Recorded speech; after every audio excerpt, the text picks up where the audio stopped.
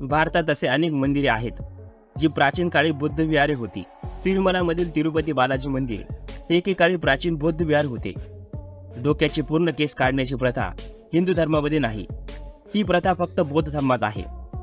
तिरुपती बौद्ध विहारात जो कोणी भिक्षू बनण्यासाठी येत असे त्याचे डोक्याचे पूर्ण केस काढले जात असत आणि ही प्रथा आजही चालू आहे.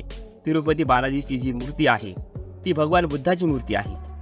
ब्राह्मणांनी त्यावर कब्जा करून बुद्धाला बालाजी बनविले आणि आपला व्यवसाय सुरू केला. त्याचप्रमाणे पंढरपूरचे विठ्ठल मंदिर देखील बुद्ध विहार होते. त्याला देखील ब्राह्मणांनी व्यवसायासाठी बुद्धाला विठ्ठल बनविले. जर मूर्तीची बाह्य आवरणी काढली तर सत्य समोर येईल. तेथील मंदिरावर लिहिलेला पाली भाषेतील लेख हे देखील बुद्ध विहार असल्याचा पुरावा आहे. जगन्नाथपुरीचे जगन्नाथ मंदिर हे देखील बुद्ध विहार होते. यावरून लक्षात येते एकेकाळी पूर्ण भारत बौद्धमय होता. पण पुढील काळात हळूहळू लोक कर्मकांड आणि अंधश्रद्धापासून दूर जातील आणि पुन्हा भारत बौद्धमय होईल.